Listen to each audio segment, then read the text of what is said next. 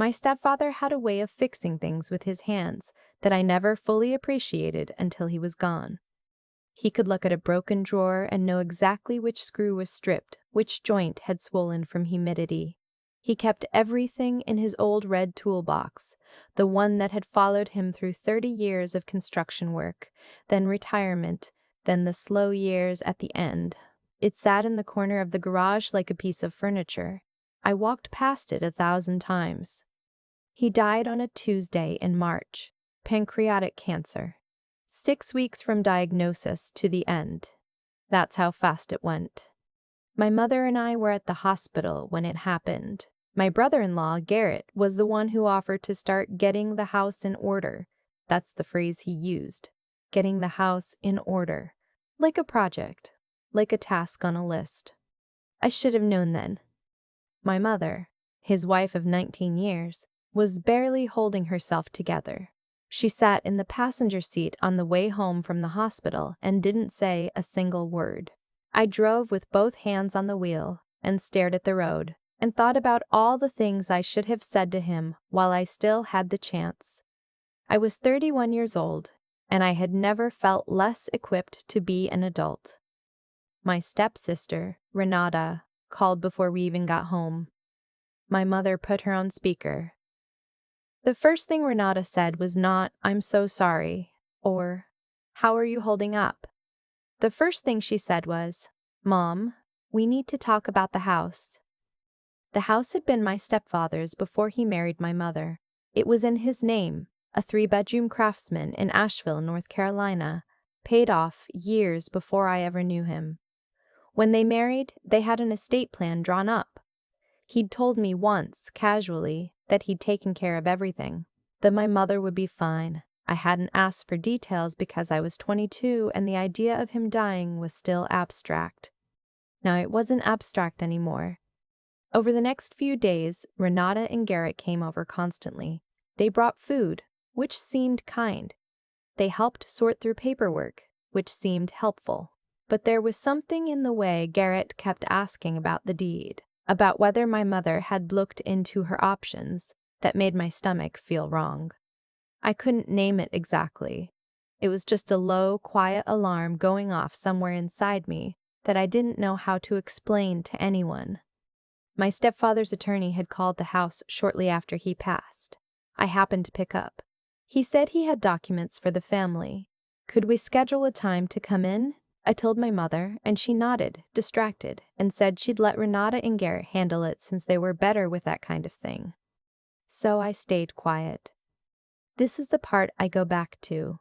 I stayed quiet because I didn't want to be the difficult one. I didn't want to be the outsider, the daughter of the wife, not the daughter of the man who died.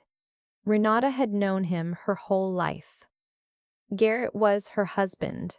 I told myself they had more right to handle things than I did. That was my mistake, and it almost cost my mother everything. 3 weeks after the funeral, my mother called me, upset. Renata and Garrett had sat her down and explained that the estate was complicated. The house, they said, would probably need to go through probate. It could take a year, maybe more. In the meantime, there were costs, property taxes, maintenance, the mortgage on Renata and Garrett's own place. They had offered, very generously, to manage the house for my mother during this period. All she needed to do was sign a limited power of attorney, giving Garrett authority to make financial decisions on her behalf while she recovered. My mother didn't understand what a limited power of attorney actually meant. Neither did I, at first. I drove to her house that night. She showed me the paperwork. My hands were completely still when I read it, which surprised me, because my mind was the opposite of still. It wasn't limited. It was a general, durable power of attorney. It gave Garrett control over her real property, her financial accounts, and her ability to enter contracts. It was, from a legal standpoint, almost total control. The only thing stopping him from transferring the house into his own name would be a title search that caught the discrepancy. I am not a lawyer. I was a middle school science teacher at the time, but I had a good friend from college, Priya, who had gone to law school and was now working at a firm in Charlotte. I took a photo of the document and texted it to her at 10 o'clock on a Thursday night with the message, "Tell me I'm overreacting." She called me in 4 minutes. "Do not let your mother sign this," she said. I asked her what we should do. She told me the first step was to find out whether there was actually a will, and if so, what it said. She reminded me that the attorney had already called the house, the one my mother had handed off to Renata and Garrett. I asked if they had ever actually gone to that meeting. My mother didn't know. I called the attorney's office the next morning. His name was Mr. Whitfield, and he had a quiet, careful way of speaking that made me trust him immediately. I explained that I was calling on behalf of my mother, that she was the surviving spouse, and that I wasn't sure whether her stepchildren had already been in contact. He paused. Then he said, "I've been waiting for your mother to call." It turned out Renata and Garrett had contacted his office, told his assistant that my mother was not well enough to handle legal matters right now, and asked whether the estate documents could be released to them directly as next of kin. Mr. Whitfield had declined. He said the will named my mother as the primary beneficiary and executor, and he would only release documents to her directly or to her authorized legal representative. They had never told her any of this. I sat in my car in the parking lot of a Walgreens and breathed for a while. Then I called Priya back. We made an appointment with Mr. Whitfield for the following Monday, just my mother and me. I didn't tell Renata. I didn't tell Garrett. I told my mother I was taking her to lunch. She cried in the attorney's office, not from grief, or not only from grief. She cried because the will was clear and thorough, and everything my stepfather had told her was true. He had taken care of everything. The house transferred directly to her outside of probate through a right of survivorship deed they'd executed when they married. She had a surviving spouse's claim on his pension. There was a modest life insurance policy she hadn't known about, naming her as beneficiary. She had nothing to worry about, except for the document Garrett had asked her to sign. Mr. Whitfield explained the situation carefully. If she had signed that power of attorney, Garrett could have, in theory, used it to list and sell the house before anyone realized what was happening. At minimum, it would have given him leverage to manage assets that were legally hers. My mother looked at the paperwork for a long time. Then she looked at me and said, "How did you know?" I didn't have a good answer. I said something about the way Garrett had talked about the property taxes. The truth is, I just felt it. That low alarm I hadn't known how to name. What I didn't know yet was what to do next. We couldn't undo the fact that Renata and Garrett had tried to access those documents, or that they'd misrepresented my mother's condition to the attorney's office. But had they actually broken a law? Mr. Whitfield said he'd like to refer us to a colleague, an attorney who handled elder financial abuse cases. He said what Renata and Garrett had done might not rise to criminal fraud yet, but it was moving in that direction, and we should understand our options before we decided anything. I said yes before my mother could answer. The new attorney's name was Lorraine, and she was the kind of person who made you feel like every decision you'd ever made was fine, actually. And here's what we do from here.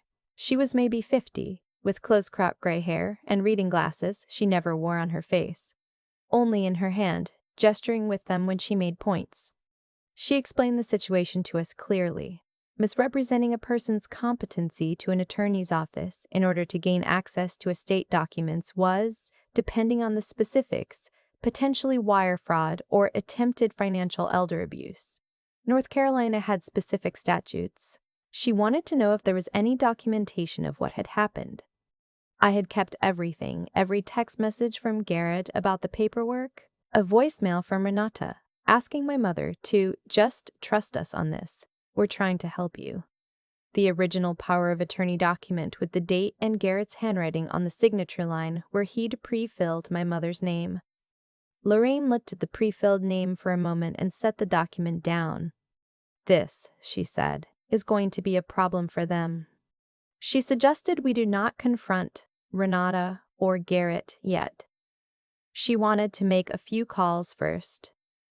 She also suggested my mother get a simple cognitive assessment done, a standard screening from her primary care physician. Nothing elaborate. Just a document establishing that she was fully competent and of sound mind at this time. Given that Renata had already claimed otherwise to Mr. Whitfield's office, it would be useful to have on record. My mother's doctor saw her that week. My mother, who had a master's degree in library science and could name every winner of the Booker Prize going back to 1980, passed without any notes. We said nothing to Renata. We said nothing to Garrett. When they called to check in, we were warm. When Garrett asked whether my mother had gotten around to that paperwork yet, she said she was still thinking about it and wasn't ready to make any decisions. He said he understood completely. He did not understand at all. What Lorraine had discovered through her contacts was that Garrett had already taken one additional step beyond the power of attorney attempt. He had reached out to a real estate investor in the area, a man who bought and flipped properties, and had a preliminary conversation about listing the house. He hadn't signed anything, but there were emails. The investor had them, and when he learned that the woman who supposedly owned the house had a surviving spouse and a clear will, he was not happy about having been dragged into a potential fraud. He handed over the emails willingly. Lorraine forwarded the emails to the local district attorney's office. She also contacted the North Carolina State Bar about the representation to Mr. Whitfield's assistant. Then we waited. I will tell you honestly that the waiting was the hardest part. Not because I was afraid of what would happen. I trusted Lorraine completely by then. But because I had to sit across from Renata at a family dinner 3 weeks into this process and watch her talk about how much she missed her father and feel the complicated truth of that. She had loved him. I believe that still. I think the grief was real and the greed was also real. And both of those things existed inside her at the same time, which is one of the more disturbing facts I've had to make peace with. Garrett, I'm most charitable about. Garrett had never particularly hidden the fact that he thought of my stepfather's assets as a kind of inheritance he was owed. He used to make comments, subtle ones, the kind that could be walked back, about how Renata's father had built something that should stay in the family. He never defined whose family. On a Friday afternoon in June, a detective from the Financial Crimes Unit called Garrett's cell phone. Lorraine had given us a heads up that it was coming so my mother wouldn't be startled when she heard. They were questioned separately. Renata was interviewed at the detective's office. Garrett was questioned at their home, which I found out later because their neighbor texted my mother. They were friendly, long-standing neighbors, to ask if everything was okay, because there were 2 official vehicles parked outside. I was at my apartment when my mother called me. She wasn't crying. She sounded very calm, the way people sound after something that's been tightly wound finally releases. Lorraine called, she said. They've been formally referred to the DA. I asked what that meant in practical terms. She said she wasn't entirely sure, but that Lorraine had told her the pre-filled signature on the power of attorney document was significant. She was quiet for a moment. Then she said, I keep thinking about how I almost signed it. I had the pen in my hand, Rachel. I was going to sign it. My name is Rachel. I should have told you that earlier. I told her she didn't sign it. That's the only part that matters. Garrett was charged with attempted financial exploitation of a disabled adult. The statute covers elder adults and vulnerable persons, and with attempted fraud. Renata was not charged, though she was interviewed several times and was named in the civil complaint my mother filed separately to recover legal fees. The investor cooperated fully and was not charged with anything. The house remained in my mother's name, where it had always legally been. The real estate attorney who had drafted the power of attorney form, Garrett had hired him privately, without my mother's knowledge, surrendered his license pending a bar review. Renata called my mother once after the charges were announced. I wasn't there for that call. My mother told me it lasted 4 minutes, and Renata spent most of it saying she hadn't known how far Garrett had taken it, that she'd only wanted to help, that everything had gotten out of hand. My mother told her she needed time. She has not called back since. I think about the toolbox sometimes.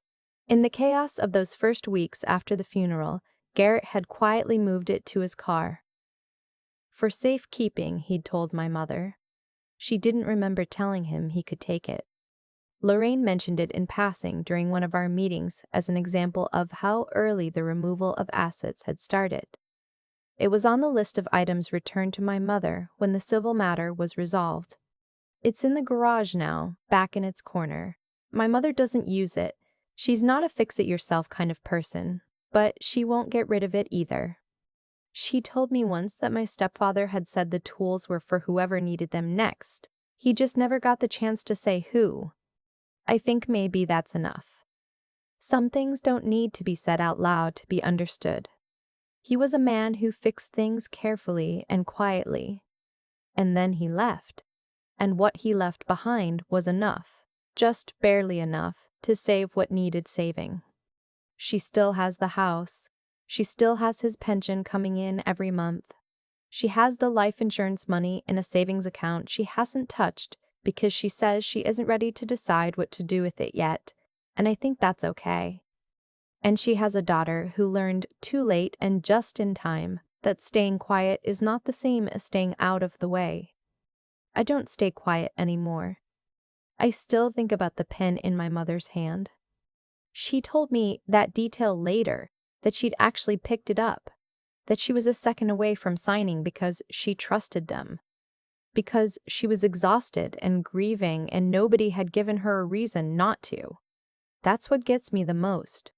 Not that Garrett tried it. People do terrible things when they think they can get away with them. What gets me is how close it came. One signature. That's all it would have taken.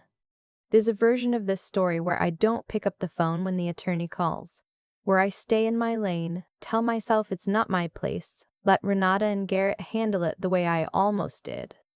I used to think staying quiet was a form of respect, giving people space, not inserting myself. What I understand now is that staying quiet in the face of something wrong isn't respect, it's just a more comfortable word for fear. My stepfather was a good man. He wasn't flashy about it. He didn't make speeches. He fixed the broken things. He kept his word. He made sure that the people who depended on him would be okay after he was gone. That's a kind of integrity that takes years to build and isn't loud about itself. Garrett was counting on nobody noticing it. He was counting on grief being disorienting enough, and my mother being isolated enough, that a few legal-sounding words on a piece of paper would be enough to take what wasn't his. What he didn't count on was that my stepfather had taught me something, mostly without meaning to. He taught me that doing right by people doesn't announce itself. You just do it. You show up. You read the document. You call the friend from college at 10 at night and ask if you're overreacting. And when she calls back in 4 minutes, you listen. I'm not someone who thinks the world is neatly fair. I don't believe that good things automatically happen to good people or that greed always gets caught. Sometimes it doesn't. Sometimes the document gets signed and nobody finds out until it's too late. I know that. But I also know that Garrett's plan depended entirely on no one paying attention. And that's where it fell apart. Attention is something you can choose to give. That choice is always available, even when everything else feels out of your hands. Lorraine, sitting across from us with her reading glasses in her hand, was the kind of person who had spent years paying that kind of attention on behalf of people who couldn't do it for themselves. Priya, who called me back in 4 minutes on a Thursday night, had built the knowledge to know exactly what she was looking at. Neither of them materialized out of nowhere. They existed because they had put in the work to become capable, and then they used that capability for something that mattered. That's the thing I keep coming back to. Being a good person isn't enough on its own. You have to be capable too, informed, clear-headed, willing to understand things that are complicated and uncomfortable. And even that isn't enough unless you're willing to act on what you know, even when it would be easier not to. My mother has the house. She has his pension. She has the toolbox in the garage that she won't use and won't get rid of. And she has a daughter who finally learned that loving someone means staying awake on their behalf. Not just present, but actually awake. I don't stay quiet anymore. That's the whole lesson. It fits in one sentence, but it took all of this to learn it.